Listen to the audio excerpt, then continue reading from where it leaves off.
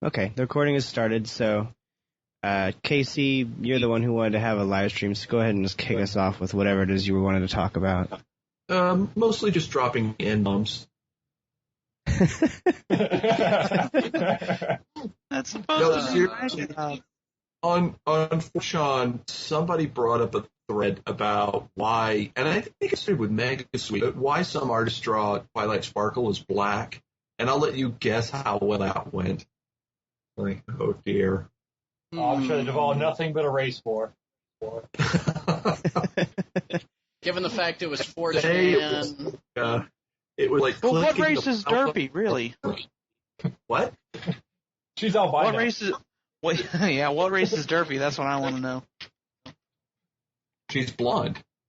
That's not a race. Actually, that is a race. About that? You ever talk to a blonde? Okay. I guess you got a point there. No, the whole thing was I wanted to talk about the revelations from the impromptu little interview that the security guy at, I believe it was BronyCon, had with Lauren, and she spilled the beans about Scootaloo, that Scootaloo had always intended to be a handicapped character, and that, in fact, she would never be able to fly, but that she would come to grips with this and find her own way and just succeed at that. And I was talking with Pixel Kitties about this beforehand, and I thought this was really cool because, like I say, Hammy brought up, a lot of really solid reasons why Hasbro wouldn't go with it. But the thing is, from the standpoint of how cowardly networks are, Scootaloo is the perfect handicapped character because she doesn't look handicapped. It is handicapped because we're told she's handicapped. So that lets you, skirt a lot of things. She's not in a wheelchair. She's not missing an eyeball. She's not in a So, yeah, this is the sort of, it's like Geordi LaForge in Star Trek Next Gen. It's like, well, he's handicapped. It's like he sees better than any of the rest of the crew. How's that handicapped? But we were assured it was a handicap, even though it wasn't. And that's why I say, okay, they might be able to roll with this. You probably wouldn't have her getting a lot of crap from Diamond Tiara and Silver Spoon. But it probably would be that crushing realization. It's like, okay, I'm never going to be like Rainbow Dash. But, she could talk to the other Earthbound Pegasus in Ponyville, which is Fluttershy. Fluttershy, yeah. Even though she's Earthbound by choice. And just realize, like, okay, that's just the way things are, and I need to be the best who I am anyway. Because they've already showed that of the three of the Cutie Mark Crusaders, Scootaloo is actually the most dynamic and actually seems to be the most on the ball. As much as it's like Apple Bloom and Sweetie Belle are both rocks good. So I say that with love. Yeah, but of course, Scootaloo is the one that has never gotten an episode. She's always just the side character. Which but is now sad. we know now that she was supposed to have her own episodes. Yeah, two, just like the other. Yeah, and these were supposed to be sprinkled through. At this point, I'm inclined to actually say they're not going to do this. It would be cool if they did, but we're so far along that it seems kind of pointless. Yeah, and of course we also... Can I go ahead and... I'm sorry, go ahead. Yeah, Hammy, go over all your points again that you wrote up just for the sake of the cast. Okay. So the points that I came up with, I was thinking about the subject earlier today, because this is honestly, it's bugged me a little bit since the news came out. The points I came up with today were, I don't think they'd do it because, number one, it would have to be something that would have to be handled extremely delicately. This isn't like, the sort of thing that, well, if it were me, I wouldn't hand it to Meriwether Williams and say, go nuts. But, sorry, I had to get one shot in. I'm sorry. But anyway, this is a subject matter that a lot of shows that are targeted towards older people don't touch with a 10-foot pole. And it's like I said, it would have to be handled very delicately. And there, like say for example, Lauren Faust said she wanted to have Scootaloo overcome like the naysaying of her schoolmates. Well, I'm not so sure about you, but I think Diamond Tiara making fun of a physically handicapped child would kind of elevate her to Satan tier. I know she's a fair ways there already, making fun of the elderly, but well, let's think about that for a second. First of all, Scootaloo would be technically, I guess you could say, handicapped, but it's already been shown that she still possesses the same aptitude for athleticism that Rainbow Dash has. She has a scooter. She uses her wings to power herself in a scooter. She's done zip lining. She's all about the awesome, and she is a very athletic pony. So I don't see them taking the route of the class bitch making fun of her because in the same few seconds, Scootaloo could kick her ass. So I don't see this becoming a sort of, if they do it, I don't see it becoming a handicapped character kind of thing. I see it becoming more a sort of, I can't be like my idol, so I have to take a different life path. Is how I imagine they would use it. Well, that was the original. It could be that the way it's presented is something that doesn't become common knowledge, that only her close circle of friends know this. She could keep this on the down low. Yeah. Well, here's the thing, though. Yeah, like you said, presentation would be everything, which is the reason why I say they would have to be extremely careful about how they went back. And that is one point that if they do end up doing it, I will give them a fair chance on it, because I know the team has proven themselves capable of handling such things in the past. But there is one other thing about that point too, and that's my second point. This show, this particular season, if the production isn't already finished on most of it, it's going to be pretty damn close at this point. And the fact of the matter is that even now we're still kind of treating Derpygate as kind of a taboo subject to talk about. Nobody's really comfortable to talk about it. Imagine how it was a couple of months ago, still at least relatively fresh, while they could have been making any of these episodes. That's the reason why I think that if they do it, it probably won't be this season, or they'll only lay very base framework for it for this season. All right, this is where I put on my Fortune hat, and I am going to speak truth to power. The biggest component of Derpygate was flank hurt. It had nothing to do with Derpy being handicapped or anything like that. This was an instance, when it started, where you had a segment of the fandom that was just flank hurt. That, okay, they chose a version of Derpy, whatever, that wasn't my version. And that's what this kept coming down to. Because you think about it, that was the first real episode that overturned, well, no, I take that back. This episode was.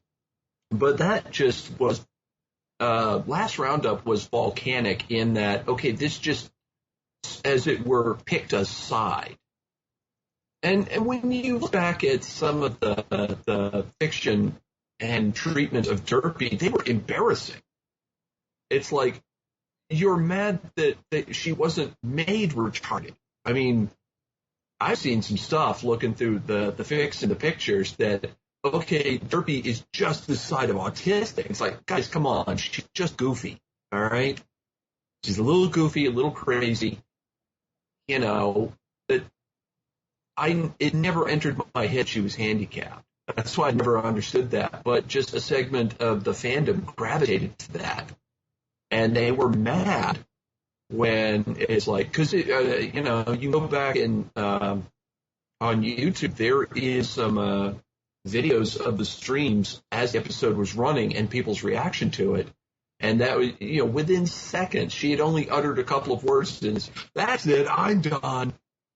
This show sucks. Like, all right, come on. Seriously. Yeah. Well, Then, go ahead. I don't really see the same thing in Scootaloo, especially because this is a brilliant move. That this is now out in the public arena without Hasbro having to commit to it. I mean, we're talking about it. And there's plenty of discussion all over the intratubes about this. So they can actually gauge whether to roll with it or not. The problem isn't necessarily headcanon or fanon, because that will always happen. And to be perfectly honest, my headcanon for Derpy has always erred on the side of autistic. But that's a personal headcanon that I have. The real problem is when fanon and headcanon collide and people can't deal with it. Yeah. And that's what Derpygate was. It wasn't so much that people expected Derpy to be away. It was they expected Derpy to be away a certain way and were angry when she wasn't. That was the real problem, that second part. You can expect or imagine or have your own headcanon for whatever you want, and that's fine. Because even after that headcanon is blown all to hell by something that happens in the show, you can still have it. You can still write fan fiction for it. That's a thing, But the real problem is when you get angry and you drag the people working on the source material into your anger. And that was what Derpygate was. That was people deciding they'd drag Hasbro and DHX Media into their own personal problems. Yeah. Just to show how much they cared. Yeah, well, it's just like when they first said Derpy, half the people were like, oh, yeah, finally, and the other half were like, wait a minute, she's not ditzy? Why is she not ditzy do? That's what we've always called her. That's what our headcanon is, but then she's not ditzy anymore. She's Derpy. How does that work? And people just weren't happy about that. We saw rumblings of this earlier on that during not Family Day, Sisterhood Social, where it's right with Sparkler and Pinky. Yeah, it's like, okay, this is officially not Derpy's daughter. And there was a lot of bawling about that. And then suddenly there's like, oh wait, well now she's just Derpy's other daughter. It's like, gosh, where did that happen? Yeah, and like I brought up to Pixel, Read It and Weep. How many fanfic did we see about Rainbow Dash breaking a wing and, it's like, guys, she could just heal up. No. Pegasus breaks their wing and they just wither up and die of sadness. It's so much She's fun. Ruined forever. It's so much fun though to do that.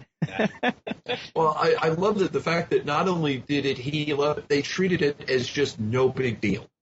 It was just a broken arm. Just like, okay, let's just stay off it. Yeah, Just be fun. Before we get too off topic, can I bring it back to my original point?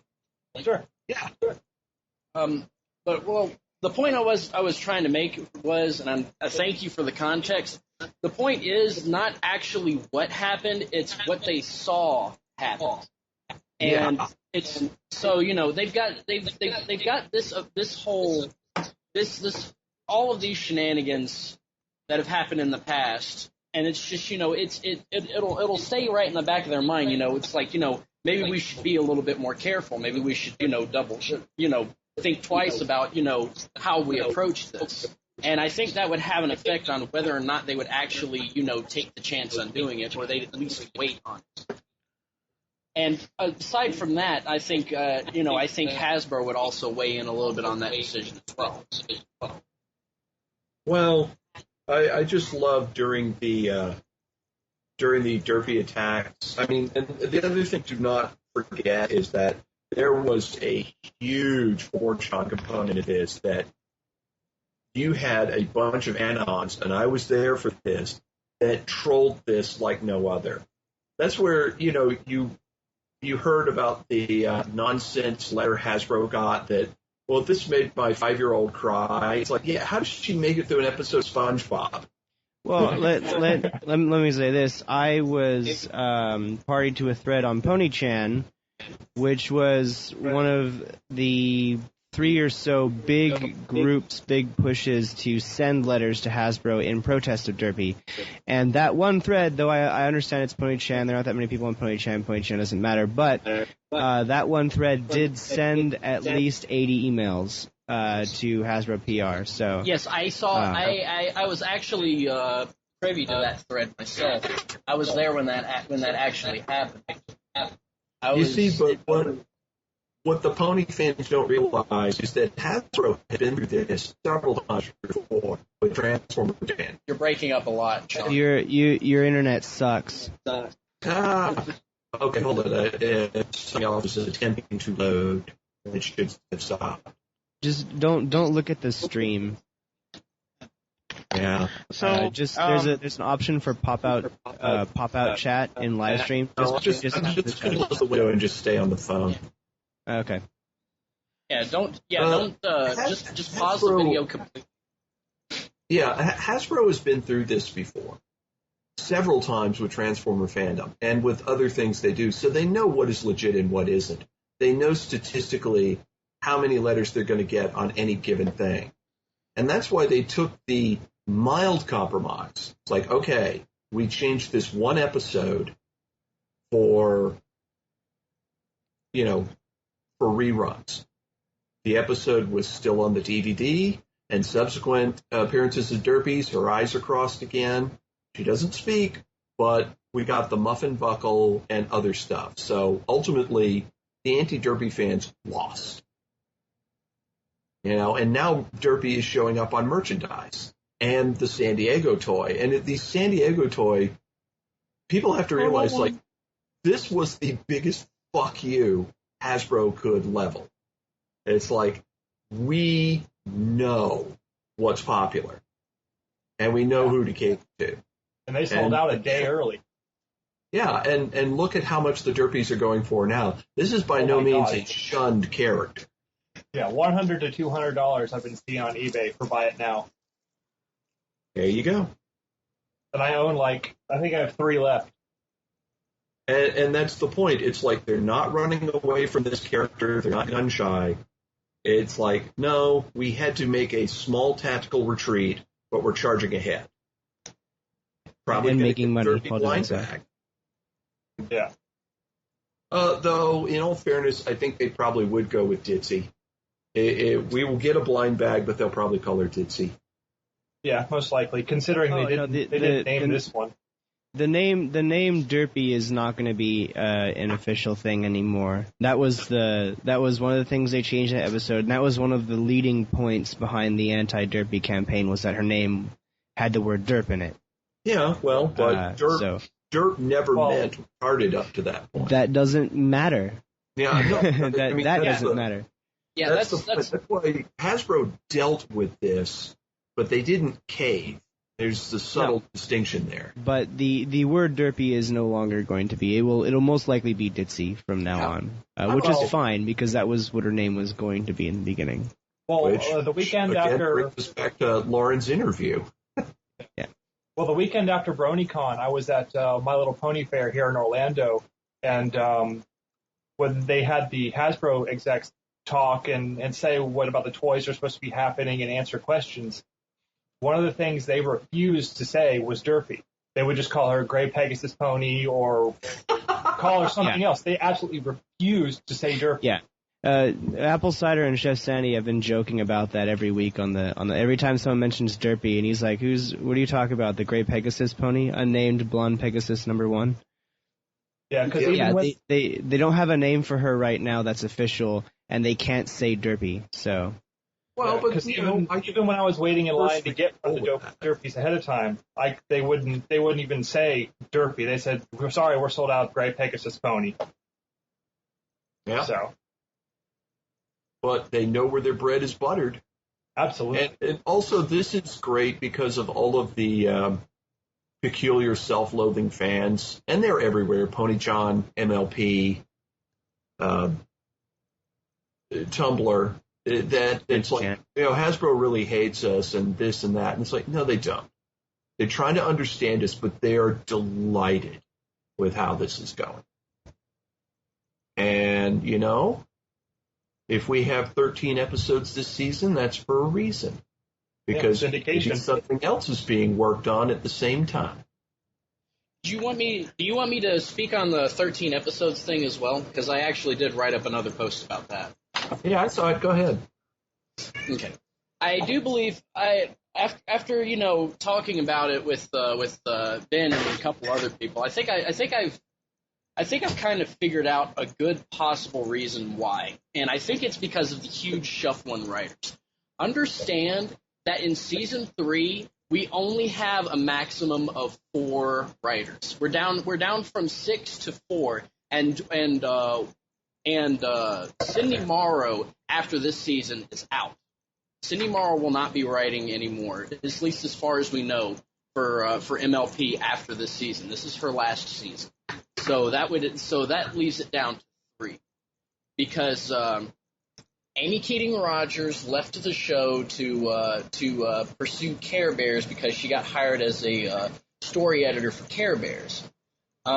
Charlotte Fullerton left in the middle of the season. I'm not entirely sure the whole reason behind that, but I know her husband's death was involved. So that's the reason why Putting Your Hoof Down is co-written by Meriwether Williams, because Charlotte Fullerton was only able to get the base story down. So we've lost Charlotte Fullerton and Amy Keating-Rogers. Cindy Morrow stuck around long enough to do that.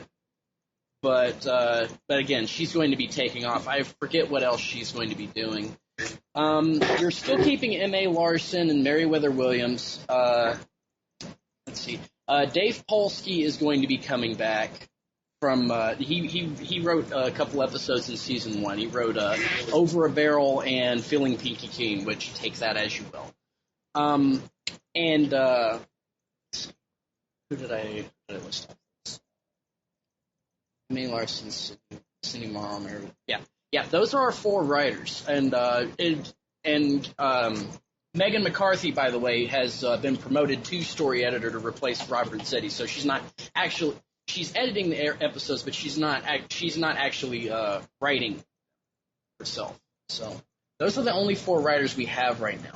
Now, I know that they hired one more. They've already hired another writer, but I don't think they're going to bring her in until season 4. I forget what her name is right off the top of my head. I would have to look it up again. But I know they've at least hired one new writer, and I've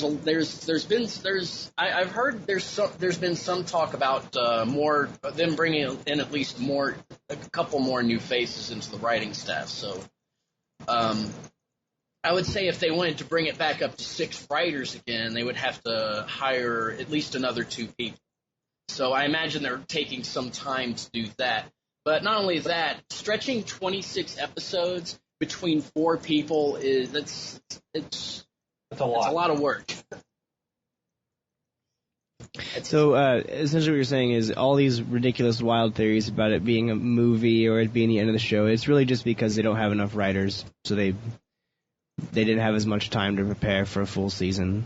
It's possible. I'm not ruling out the possibility of them having something really significant under their hat. Maybe they're like putting some extra work into like a couple of the 2-parters or something like that, or they might be coming up with something else. But I think that a big part of it is the fact that the writers' pool has shrunk a lot. And there's a lot of juggling around. There's a lot of shuffling, and that creates extra stress. Every day I be shuffling. I'm gonna add J-Hoof to this call now. Oh, good. There he is. J-Hoof. You little bastards. Sorry, you weren't online, and so Casey had to go to MDFMEC. So you're not getting this recording. I am. Someone just got owned. Oh, Flying Kyle pinned you. I'd like to see you try. because of this conversation, let us emphasize that by slow we don't mean retarded. All right. Any more loss? I meant retarded and autistic. Gotta go Gotta fast. be extra sensitive. It's okay. We could just, all of us leave the call and just leave Poinko and J-Hoof alone for a little while. That could be the show. Right. Oh, don't worry. Poinko will die. If you say so. I don't mind that. I like snuff films. They'll Die die happy. at one-piece faggotry. Ow. That was We were uncalled for. discussing Scootaloo's handicap in that she was born without a gag reflex and how that's going to affect Klopfic. And you guys decided to discuss this without me. Well, Pixel Kitties That's could not a handicap. No, we were talking. I consider that a superpower. We were talking about her wings being physically handicapped. She has wing erectile dysfunction. Well, they have pills for that. They work. Besides, you want to talk about cruelty, think about the episode where the birds were laughing at her during Ponyville Confidential. That just made me groan so much. It was like a bright sign just lit over my head. Scootaloo flightless status confirmed. It was just like, oh God. Well, I'm gonna hear more awful it's fanning about this. It's not like her wings are completely useless. I mean, we've seen her power her scooter with them. So I know. she just And she can at least, and when she's moving, she also needs to help hover over objects. So at least we know she can do that. She just can't legitimately fly. But like I said, I don't think they'll really take the route of depression handicap. I really think it'll just be more like more of of something that pushes her to help her find her cutie mark. But my 28-part Boffic. Oh, those are fine. Those are my guilty pleasure. I read those when I have extra cake and ice cream. But I think over and over again. But I think that if they do actually go with it, it'll be more of a thing that drives her to actually find her cutie mark because there's no guess if they were going to do a feature film or a shall we say an OVA, that it would be a CMC based one. That they would just go ahead and do a film about them getting their marks. Yeah, they did always, and they had it from at the beginning intended the CMC to have their own spin-off show. But when that got scrapped, they just made the CMC main characters in Friendship is Magic. So that wouldn't be too out there if they did something like that. But of course, there was also that picture I posted earlier today where it's of Scootaloo actually flying, but the only place we've seen it so far is at Comic-Con and on the backside of the Cloudsdale pack. Well, that's what leads me to believe that perhaps they just decided not to go with that. Yeah. That's what I was thinking. Because they're like, we didn't get the promised Scootaloo episodes, and she has gotten featured pretty prominently in other things, like in Mysterious Mare-de-Well. She had a pretty sizable part solo in that.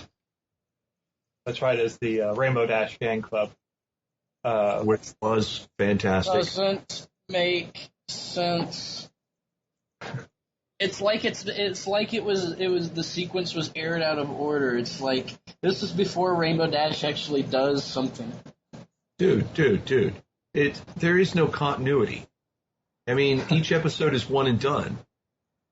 I know this. It's just like that, but I understand it was for the cold opening, but it's just like it feels like okay, when did this actually happen before she rescued the kid from the well, or did it happen afterward? It's a little confusing. Oh well, the whole show is kind of zany about, which is why I've advised people not to stress too much about some of the details. It's like, well, they have a hydroelectric dam, but they don't have electric stuff. Well, yeah, they do. Yes, I do. But they still use like oil lamp lanterns and quill pens. Like, well, yeah, just don't stress about this. It's not important. It's funny. I have a much more simpler explanation. That episode blows. If you've actually done this, Poinko and I have had to write stuff before.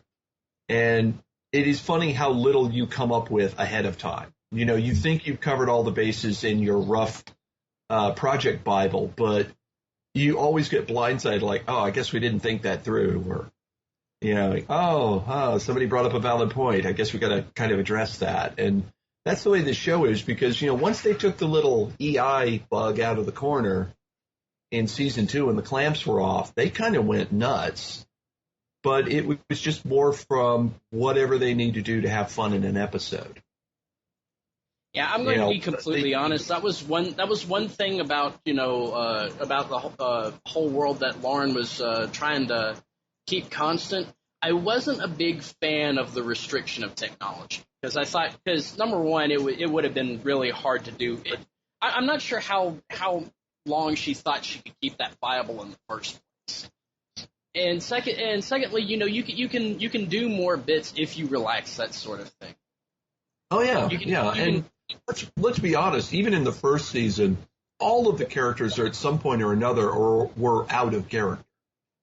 Twilight Sparkle in Lesson 0, it's like, holy crap! How do you see her as a sympathetic character after that? She's psychotic. Really, I was turned on. I think. Well, there was the wife owner factor. Well, I think that whole thing is that she's knowledgeable and she's got a certain level of maturity, but she's also got some neuroticism going on. It's pretty much just OCD to be completely honest. But the same thing with Applejack and Over a Barrel, just her fixation with not breaking a promise. Like, so in the course of this, you're going to fuck over your entire family and the town just so you can say you didn't break a promise? Well, she is the element of honesty. Yeah, well, and of course she also had the other, was it Last Roundup, where she basically just ran away and then refused to keep a peach promise. Okay. No, yeah, I thought you said Last Roundup. I'm sorry. Yeah, that's what I thought you were talking about. You're correct. Yeah, in the last roundup, you gotta remember the entirety of the second season, and even in certain parts of the first season. Like I'd always said, Applejack doesn't necessarily need as much character focus because the fact of the matter is she's actually a well-rounded character as it is, and she's actually a very stable character. That's the reason why they use her to actually deliver some of the lessons, or at least as a vehicle to help deliver the lesson in some of the episodes. I just saw her. She's actually featured rather prominently throughout the season not necessarily as a main pony in the episode, but she's there. Yeah.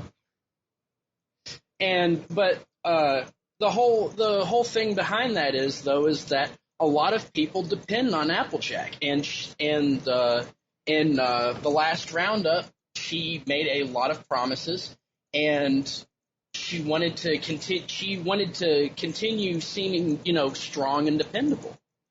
And when that didn't come to fruition, she decided to take steps to keep her promise and keep that up. Well, and that brings us to Super Squeezy Cider Squeezy. Super Speedy Cider Squeezy 6000. Yes. That was a weirdly weak episode because, first off, the Flim Flam Brothers scheme didn't make any sense. From a story writing standpoint, I was waiting for it's like, okay, and the machine is revealed to be a fake. Like, no, it worked just fine. It's like, well, then why would you jump through all these hoops to try to screw over Sweet Apple Acres if your machine was legit? It's like, you're being a criminal for no reason. Yeah, why do you have to keep running town to town if your machine actually works? Yeah. Oh, and Def Mech is ready to join in. Woohoo! Simple answer, they're assholes. Well, no. The point is, they're assholes that had a scheme that didn't make sense. Plus the fact that, okay, you understand that Sweet Apple Acres, as we've been informed, feeds most of Ponyville and other parts of Equestria. So the idea that the Apple family would even risk betting this is just boggles the mind. It's like, okay, maybe Applejack is stupid, but Granny and Big Macintosh? It's like, guys, come on, use your heads. Big Macintosh was kind of just along for the ride, and, well, old people can be really stubborn when you rile them up. Well, and that's the point. It's like the whole thing was really contrived when you deconstruct it. And it's still enjoyable. It's a very fun episode, but it just didn't hang together well. Because the Flim Flam brothers could have made a deal that benefited them just fine. And you could have even structured a story around it without it having to be this weird thing like, okay, in the end they win, but they don't win, and then they just leave, and what?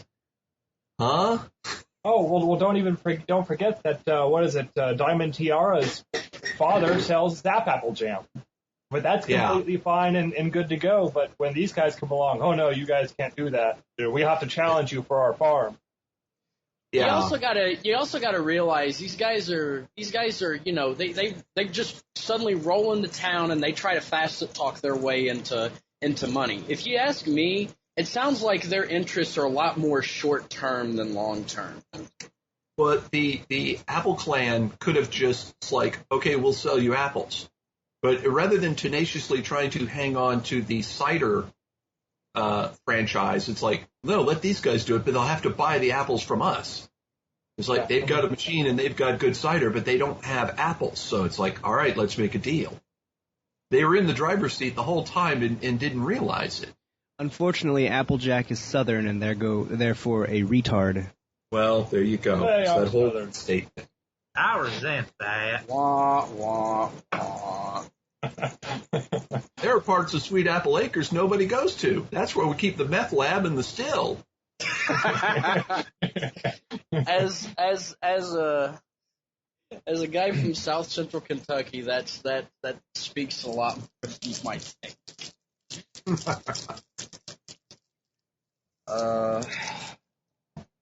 I don't know. Overall, I enjoy things. Only reason I enjoy Mysterious Mare-de-Well is because what it truly was, it was their superhero episode. Okay, so for this 1 week, we are shown all of this ridiculous stuff just so they could have fun with superheroes. The whole thing was about getting to make the little Mare-de-Well Batman posters and to get to use the incidental music and the theme song. That's what this was about. This was something the staff just wanted. Yeah, at the expense of, any semblance of character or, cohesive environment. As opposed to half Rainbow the Dash episodes suddenly in becomes season Mighty 2. Mouse. Again, I go back to, it's like lesson 0, putting your hoof down. Super cider squeezy. It's like they do Putting that your hoof down. Yeah, well, putting your hoof down is also a Meriwether-Williams episode. It's a Charlotte Fullerton episode, but it's you can definitely feel the Meriwether-Williams influence in it. It doesn't matter. Jason still signed off on it. The director still signed off on it. The storyboard editor still signed off on it. Doesn't matter who wrote it. They were good with it. The staff was good with it. And trust me, I know there's a big difference between what you write in a script and what ends up on the end of the project. So you can only lay so much of this at her feet because it still has a bunch of people it has to pass through before it's done. But again, I just wonder how exactly how rushed on production they are. Well, to hear them talk fairly, and I would believe it, but still, all things considered, and I speak with no real authority here. I haven't caught nearly the number of animation mistakes that we saw in the first season. So I think they're, at the very least, they're more on their game. Well, of course. Season 2, make no mistake, Season 2 is phenomenal. I think it has missteps, but I think as far as everything goes, season 2 is absolutely phenomenal. Yes, and you're right. And Meriwether Williams is the best writer. Hands down. We are. See, you're the only one here who actually gets angry about that kind of stuff. Mysterious Ne'er-Do-Well is one of my favorite. Is one of my favorite episodes. I as is putting her hook down. despise that episode. I despise it. It's so. In fact, the only episode of this entire show that I don't like is Over a Barrel, and that's because I hate America. That's why you live in California. Yes, that's why I live in California.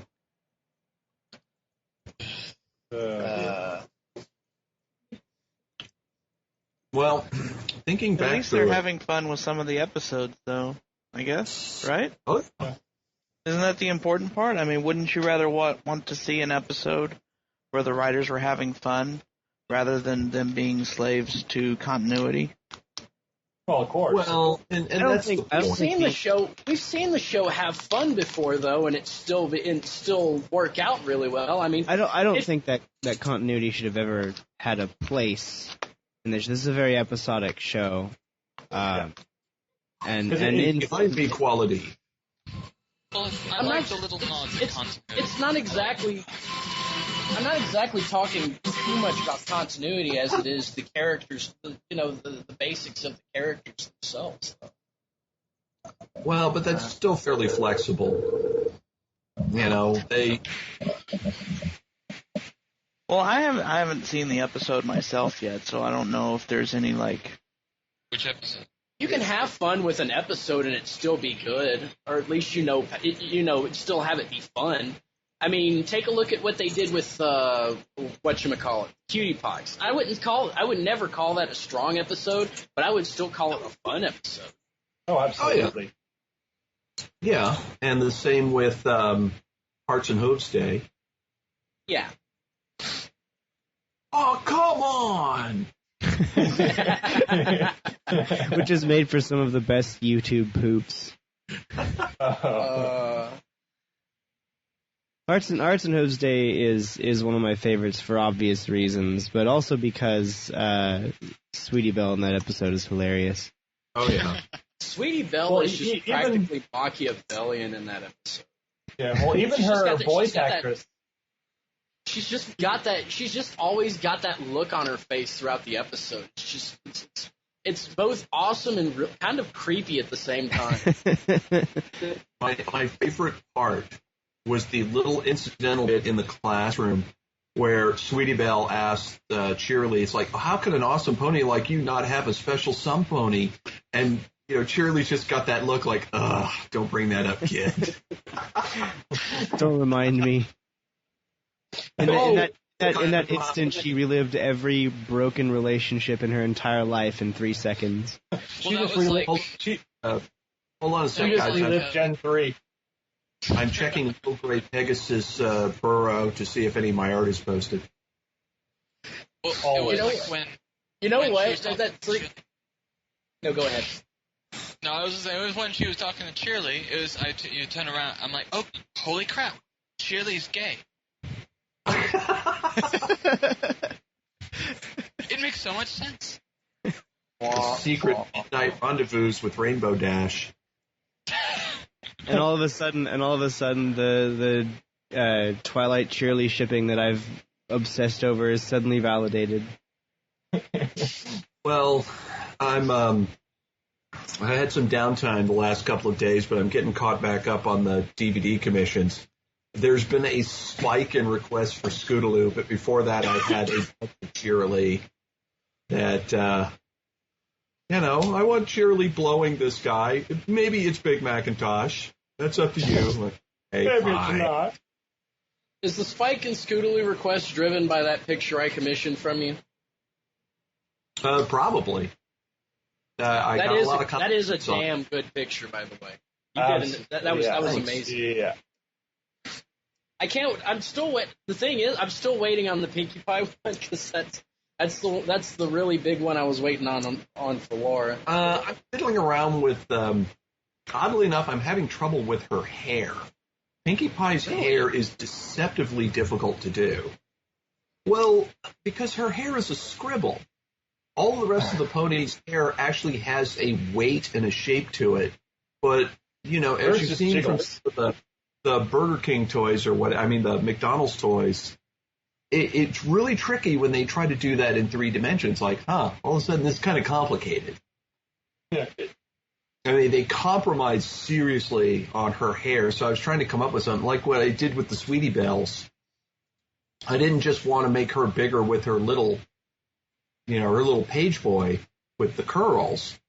So it's like, okay, I extrapolated it, and it's really long, and she has a ponytail, and it turned out really well. So I'm trying to do something with Pinky without doing the Pinkamena. I really prefer the Pinkamena hair. That's just a personal preference, but I did too. That's the reason that slowed up, because I got a couple of Pinkie Pies to do. Well, Pinky always yeah, it's not candy. It's sort of a puff there, you know. It's got a main portion that sets sort of like try to imagine like a cloud on her head, and then just the little forelock flips. It's weird. It's not impossible to do. I've seen some artists put some really good work in actually giving Pinky's hair some really serious volume. Mm-hmm. I would suggest looking through a couple of those. Maybe you'd get some ideas. Yeah, I kind of go through Derpy Burrow every so often and see how other guys have handled it. Jar pubes the same way. No. All of a sudden, Pinky's hair is pubes. She has a head gina. It's no longer on her head. AM bullshit. Yeah. I want to ask you, when you wrote that story for our mailbag episode, did you happen to watch the uncensored version of Skeet Fighter? No, I had no desire whatsoever to. Well, if you did, you would have noticed that Guile, his pubes had the same hairstyle he has on his head. Okay. Well, I love that animation. It's so good. Yeah, the animation's awesome. The only problem is it's buried in a collaboration flash file. Hello, Indefinite. Hey, what's up? So, we're talking about cartoon ponies, right? Okay, Yeah. let's go. We're glad you finally joined in. Yeah, I've been reading a shit ton of Clop Figs, so I'm ready to go. Okay. Did it involve Scootaloo? Absolutely not. I'm not a pedophile. No, the fix that he's been reading lately are Celestia and Human fix, apparently. And Luna. And Cadence. Yeah, sorry. Regular pony alicorn / human clock fix. Which by the way, now that I got all you guys here, what did you think of the posters? Which ones? I flipped when I saw that map. The posters that Hasbro put out. I've been trying to I get hands on don't them. have one because I don't go to Walmart. Hey, I had another thought today that I haven't posted about yet. I completely forgot about it. I saw that Horseshoe Bay on there, and I thought, okay, maybe we'll get Pirate Ponies at some point. And then I thought, what if they do a Pirate Ponies episode and we get a Pirate Ponies song? What if one of the pirate ponies is made of rubber?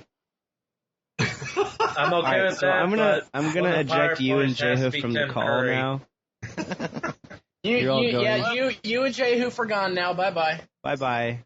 What if actually do it. Bye, guys! That's terrible. We won't be having any of that One Piece in here. My God. quality of the call went up? Jeez.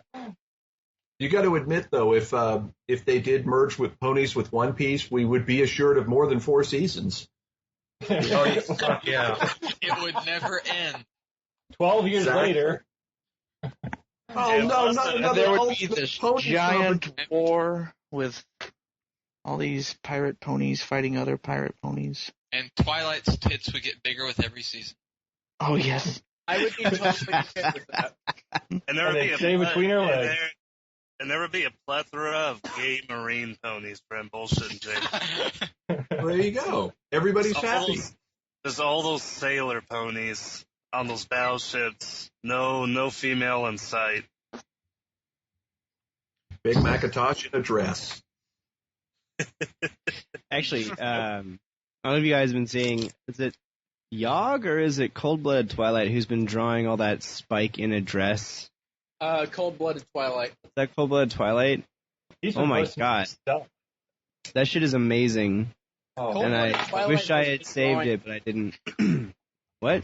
Cold-Blooded Twilight also draws some amazing ass. I will tell you that. Yeah. He reminds me a lot of Nezumi. I don't know if you've ever seen his work. Yeah. Yeah. Just really fleshy, fat, sloppy, jiggly, smelly, steamy. It's like a more appealing Hoi Hoi. Yeah. You would know about that, wouldn't you, M-Dev? Like, if Hoi Hoi's art was, like, actually arousing and pleasant to look at. I will say that I only used to look at Nezumi's artwork for shock value. Because those are great to bomb forums with. Can't forget that Badger Ben artwork. Badger Ben's more absurd and funny. Looks like the Weaver is kind of back on his game. Yeah. So, Oh, I was so happy to. I was actually really pleased to hear that people were actually willing to fund him just continuing to draw and draw, especially with NanQuest continuing. I actually have not gotten into that yet, but I have extremely fond memories of RubyQuest. I actually was around while that was still going on.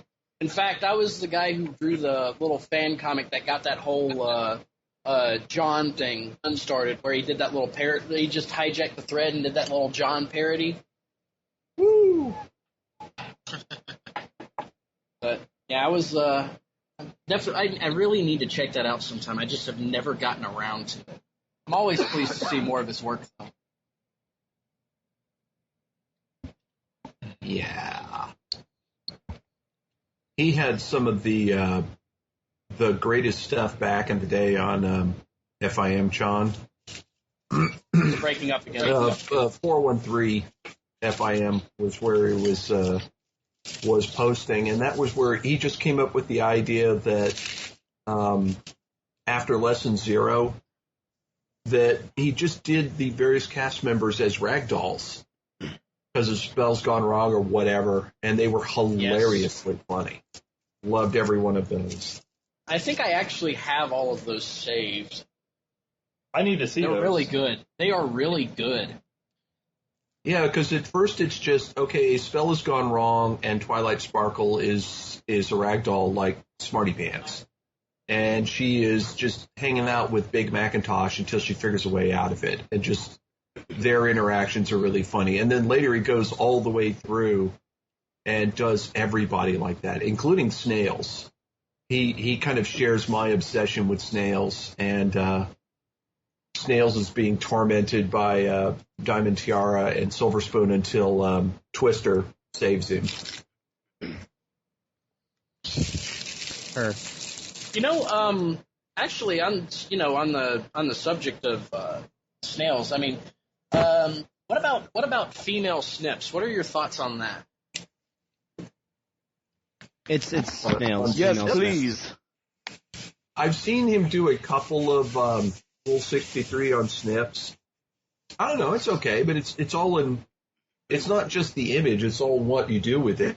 And I felt the whole weird thing. I believe he called snails was spice, and female snips was sugar.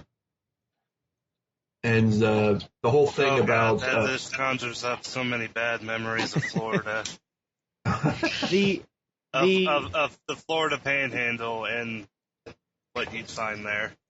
The comic, excuse me, the comic that he did with female snails in his sort of headcanon Rule 63 world where everybody is gender swapped, but the main character is Snails. Yeah. Where Snails goes to summer camp. Yes. I saw that one. With Applejack. Mr. Applejack. I absolutely love that comic. Just for the end where she's just got that grumpy look on her face, walking past her mother, and pulls a cucumber out of the shopping bag and just walks away. I also liked all of his ice pack stories because those were actually really well thought out. Ice Pack was one of the first Ask Tumblrs that I ever followed. It's also one of my favorites. I love Ice Pack. Ice Pack's deal was he was a zebra who had likewise come from wherever his zebras come from, but he was a gigolo to service mares in heat when they were in season, but he was sterile, so he could perform this task without there being any repercussions. And it actually, believe it or not, it was handled really tastefully and really funny. Yeah, it's actually a moderately safe for work website. There's no actual sex or Rule 34 drawings. It's all very clean. Implication it also makes it really sweet because he makes it clear that it's like, well, each of the girls treats him differently, but Rarity, when she is done, actually dotes on him, gives him back rubs and makes him tea and stuff, and he was kind of into that.